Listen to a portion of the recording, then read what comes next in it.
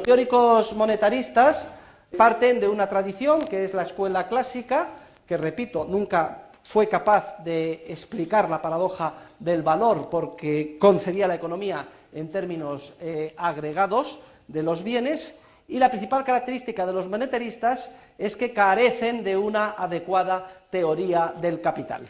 Ya les expliqué en clase, cuando vimos los rudimentos de la teoría del capital, que la teoría del capital es clave, es la que conecta el lado micro con el lado macro de la economía. Es el puente que nos permite entender de qué manera la inyección monetaria en forma de expansión crediticia impacta en las decisiones concretas de los empresarios y les induce o les lleva a que cometan de manera sistemática errores de mala inversión. Y ya veíamos cómo toda la teoría del capital giraba sobre el concepto temporal de la estructura productiva. Todo proceso productivo está constituido por una serie de etapas sucesivas, cada una de las cuales conlleva tiempo, y las visualizábamos con el ejemplo de la fabricación de un automóvil.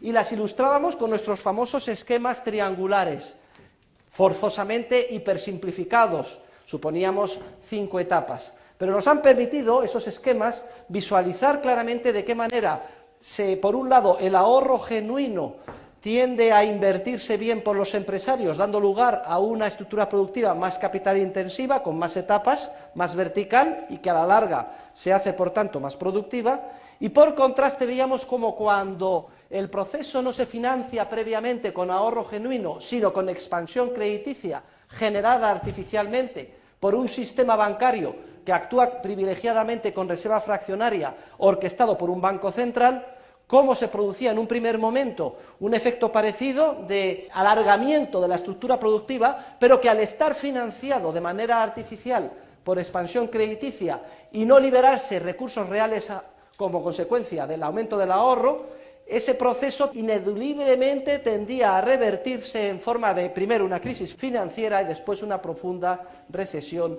económica. Pues bien, todo este enfoque que hemos visto es completamente ignorado por los monetaristas. Los monetaristas conciben la economía en torno a lo que ellos llaman el modelo del flujo circular de la renta. Es un modelo hipersimplificado en el que hay economías domésticas y empresas. Las empresas pagan renta a las economías domésticas, que a su vez la gastan en los productos de las empresas, y así sucesivamente. Modelo del flujo circular de la renta, que fue concebido originariamente por el fundador de la Escuela Monetarista de Chicago, Frank Knight, y modelo cuya principal característica es que elimina completamente la concepción temporal de la estructura productiva. En ese modelo ya no hay etapas del proceso productivo, sino que simplemente hay 2 sectores, el consumo y la inversión. Y lo que hacen las economías domésticas, las familias, cuando consumen, se traslada directamente a la inversión.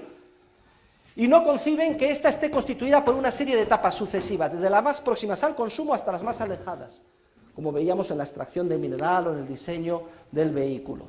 El modelo del flujo circular de la renta no es sino una hipersimplificación que elimina lo más importante del proceso productivo, que es su constitución temporal, su estructura temporal. Es una aplicación en el ámbito, si quieren, de la macro, de otra conceptualización sincrónica que también elimina el tiempo, que es el modelo de equilibrio general de Walras. León Walras fue un economista matemático del siglo XIX que concibe la economía y la describe en base a un sistema de ecuaciones simultáneas, en la que todo sucede a la vez, en la que no hay, digamos, estructura temporal. Es una especie de foto de un modelo de equilibrio que elimina, por definición, la creatividad empresarial y, lo que es más importante, la estructura temporal por etapas del proceso productivo. Son 2 los economistas que, dentro de la escuela monetarista, aplican esta concepción que elimina el tiempo y la creatividad empresarial al ámbito de la macroeconomía. Básicamente, el economista norteamericano John Bates Clark. Clark concibe el capital como una especie de magma, un fondo que se autorreproduce solo, al margen de las decisiones individuales. Es una especie de fondo que perdura indefinidamente.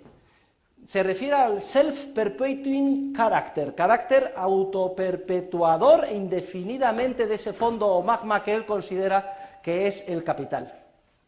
Y esa misma concepción absurda del capital como fondo magma que se reproduce solo es la que hereda Frank Knight, el fundador de la Escuela de Chicago en la primera mitad del siglo XX.